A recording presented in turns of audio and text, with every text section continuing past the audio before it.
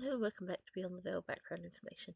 We're doing a creature profile today, and I decided we're going to cover elementals as I have them in my universe now. With elementals, there's usually a list of 4 species that are considered what elementals are, but then in my story, I sort of went, okay, those are specific creatures linked to elementals, but I wouldn't call them just a generic elemental, so I do have generic elementals in my universe. So, what I thought to do was give you a basic bit of information now. So, I have my background information. So, you have my background information, and you'll also have the creature profile. But it will be the start of a new section we're going to go into. Sorry, I'm having a lot of pauses on this one because I'm a bit tired this morning. But yeah, so as always, I'll do a quote from where it comes from one of the stories where it's mentioned. Then I'll give you the background information and the creature profile of how it exists in the Vale. If there's any particular creatures you want me to talk about and how they fit in with my Vale universe, just leave a comment with what you're interested in, and I can slot that in somewhere and talk about it. So yeah, like, share, subscribe, any of that stuff you like. I'm not too bothered, but I'm encouraged to say it now, just to share things. So let's get into it. Elementals aren't as weak as you guys might assume, but I'm alright. I'm keeping my head as that of a deer, and it doesn't seem to be bothering anyone. I can alter my face to something else amongst humanity, but this suits my dumb persona. But I'm alright, guys, and I'm going to find out what they're doing. Quote from Reciprocity. When it comes to elementals, we tend to have to be strict about what kind of elements we're talking about. We're talking about earth, air, fire, and water, your basic pocket monsters, basically. Depending on your sources, elementals can be classified as very different things, and mostly their existence is based around the element they're linked to. I know one book from my childhood split them between gnomes, salamanders, sylphs, and undines, so we will cover those beings individually after this, but I class them as separate beings. The known salamanders, sylphs, and undines were gathered together as representative spirit elements in the 16th centuries by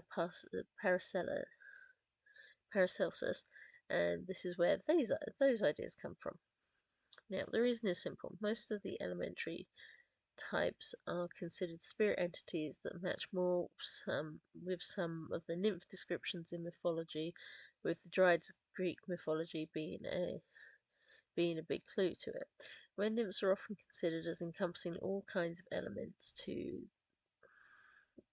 so the elemental I'm talking about is one that mostly exists in fiction. It is a being that encompasses parts of its environment to it. For instance, some of the common tropes is the fact that it is magical. It can manipulate its elements. It usually appears as a human-like spirit made of its element and is linked heavily to their environment. Quite recently in media there has been the Disney film Elemental, which I thought was a lovely way to explore cultures using elements as a way to differentiate, as well as to discuss a romance with a barrier in it. The characters were all very interesting and their emotions were linked to their environments. For example, the fire elementals had hot tempers and the water elementals were very weepy, whilst the air elementals were full of hot air.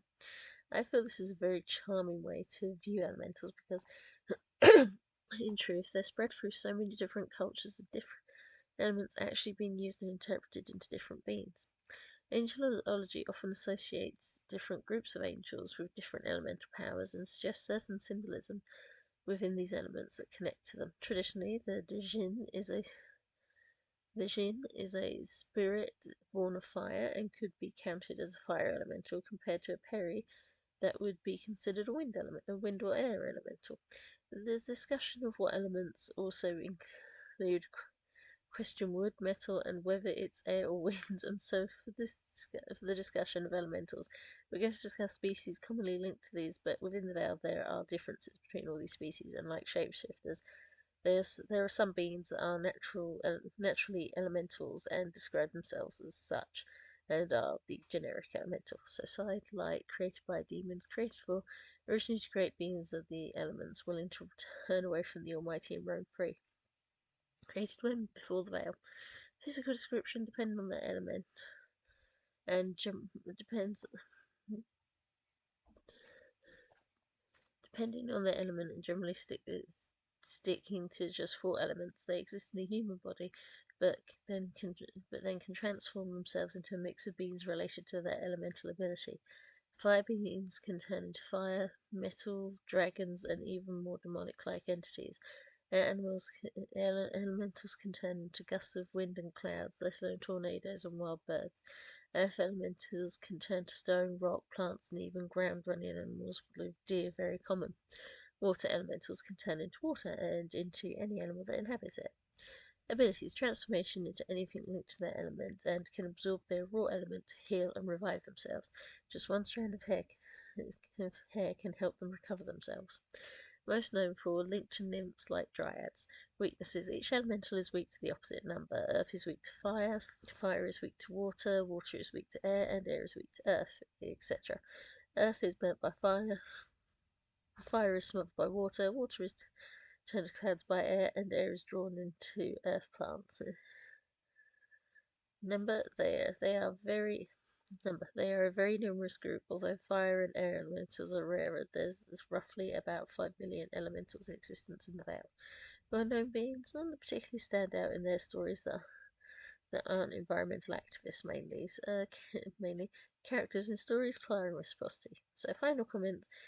Elementals are an odd thing because though they're linked to different things like dryads and salamanders, they're each a little different in mythologies and contexts, and yet really interesting beings. So I hope you found that interesting. Sorry if it's a bit cringy sounding today, but thank you for listening.